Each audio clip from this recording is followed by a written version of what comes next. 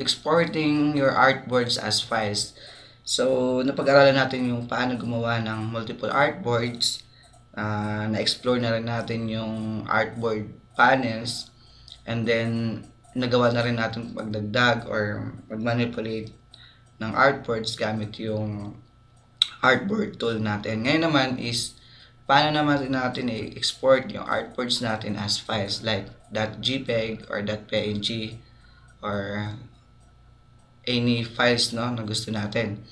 Now, so meron ako itong ginawa sample. Halimbawa, okay na tayo dito sa ginawa natin, which is halimbawa ipapadala natin through email sa boss natin, papacheck natin kung ano yung kulay ng gusto niya, no? So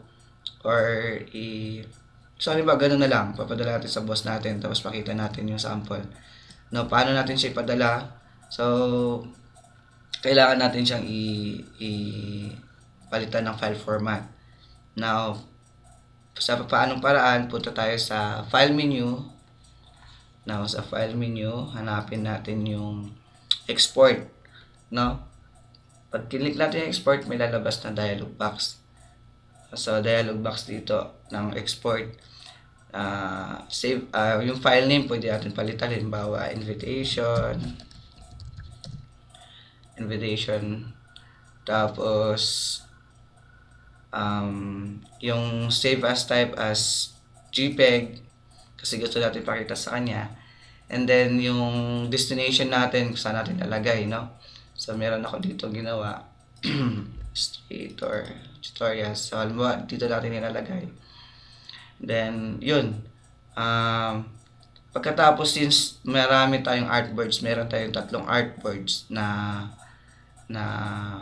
ipadala or gagawing JPEG file, kailangan natin ipindutin tong naka-default as uncheck, use artboards. Pag kinlik natin yan, lahat ng artboards as default nakalagay ito all. No, so lahat ng artboards natin is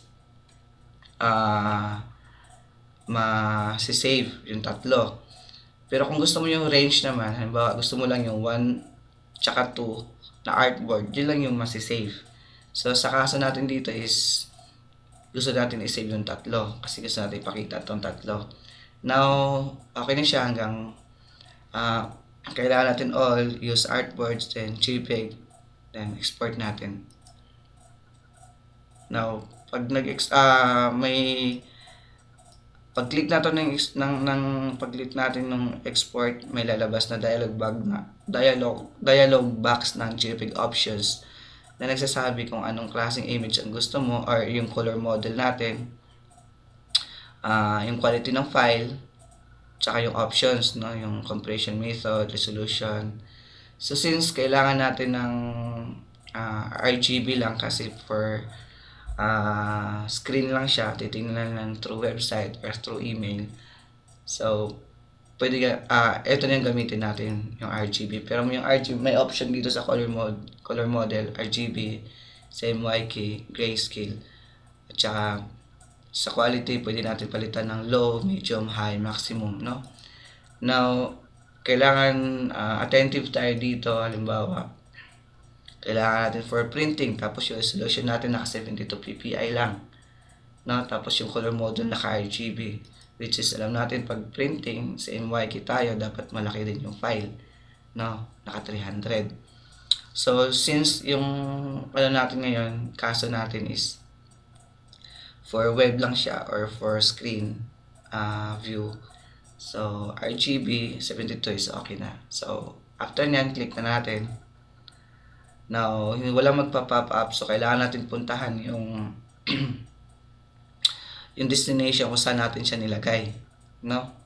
Ayan, click natin yon, meron ako dito. So kung napansin nyo, doon ko nilagay sa Illustrator Tutorials. So andito na yung 3. Pag click natin yan, ayan na siya. So maliit lang yung file, since maliit lang yung ginawa kong file. So ito yung ayan natin.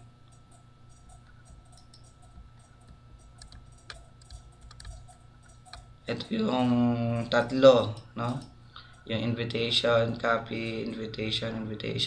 Kasi pinalitan ko yung file name, although may pangalan na yan dito talaga. Pag click natin yung Shift O, yung invitation copy to, tapos yung invitation, saka invitation copy. Since nung nag-save ako, nilagyan ko pa ng invitation kaya nagdoble yung pangalan niya. So, ganun lang po kadali mag-export, no? Punta ka lang sa file menu, export, then .jpeg or .png or .psd. So, depende po sa atin kung anong format ang gusto natin. Yung location or destination, tapos yung save as type, tsaka yung use artboard. So, halimbawa kasi pag yung nakaselect natin na artboards dito is yung invitation copy or yung artboard 2. Pag hindi natin na-click yan, yun, eto lang talaga yung lalabas. No? Hindi makakuha yung tatlo. Hindi masisave as JPEG yung tatlo. So, I hope na nakuha nyo kung paano explore paano mag-export ng artboards natin as files. No? Ganun lang po siya kadali. So, kailangan lang ng practice para masanay sa paggamit nitong Illustrator. Lalo na kung paano mag-save or paano mag-export. Kasi sa Photoshop, save ka lang or save as, makikita mo na yung ano mo doon. Sa Illustrator is kailangan doon sa export talaga para makuha yung .jpeg or .png na file. So, I hope na nakuha nyo at hanggang sa muli na pag-aaral natin. God bless you all.